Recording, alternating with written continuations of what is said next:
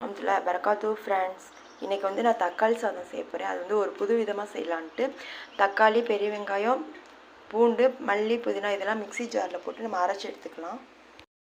இதில் வந்து 1.5 டம்ளர் எடுத்துக்கிட்டேன். 1 டம்ளருக்கு வந்து புழுங்கரிசிக்கு 3 டம்ளர் தண்ணின்னு நான் 1.5 டம்ளருக்கு தண்ணி அளந்து வச்சுக்கிட்டேன்.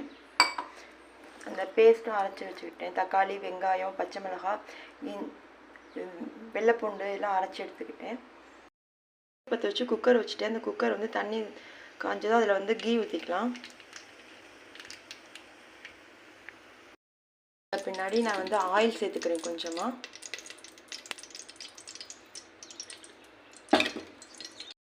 ஹீட் ஆனதும் இதில் வந்து ஒரு பட்டை, ஒரு கிராம்பு, ஒரு ஏலக்காய் வெடிக்க விட்டுக்கலாம். நம்ம அரைச்சி வச்சுருந்த பேஸ்ட் சேர்த்து வதக்கிக்கலாம். நல்லா பச்சை வாசனை போட்டு வதக்கிக்கலாம்.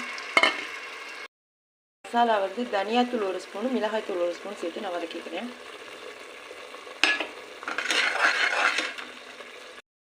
அளவு உப்பு சேர்த்துக்கிறேன்.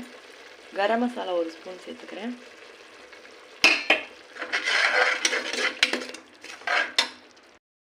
அரிசியை வந்து எடுத்து களைஞ்சிட்டு தண்ணியில் ஊற வச்சுக்கிட்டேன். நம்ம ஊற வச்சோம்னா சீக்கிரம் வந்து வெந்துடும்.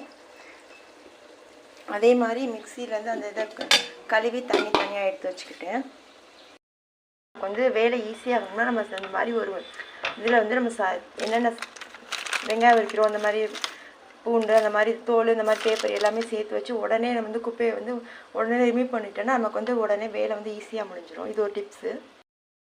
வச்சு வதங்கினோன்னா இந்த மிக்சி கழுவுன தண்ணியை சேர்த்துக்கிறேன். அப்புறம் அரிசிக்கு அளந்து வச்சுருக்க தண்ணி இருக்குல்ல, அதையும் இது கூட சேர்த்துக்கிறேன்.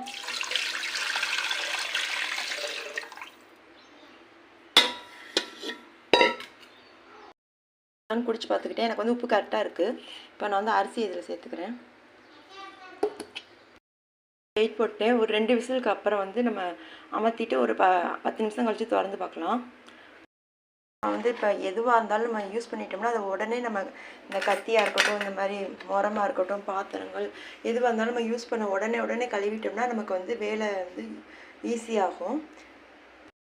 கருவாடு, அதுக்கு தக்காளி சாதத்துக்கு கருவாடு தொட்டுக்க சேர்க்குறேன்.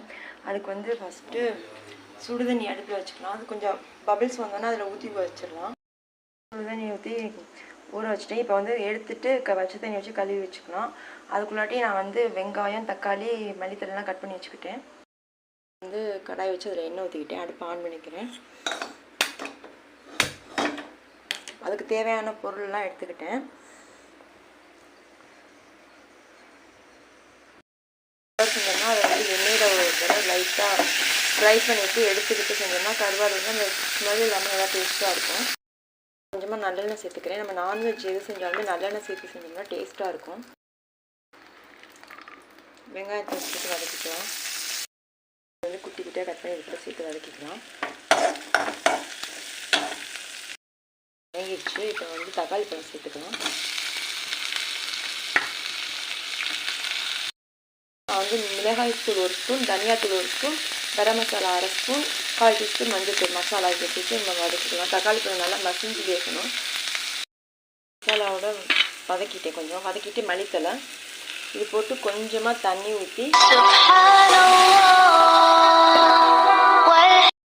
வந்து தக்காளி பழம் வெந்துருச்சு மசிஞ்சு. இப்போ வந்து நம்ம கருவாடில் எண்ணெயில் ஃப்ரை பண்ண கருவாடை சேர்த்துக்கிறேன்.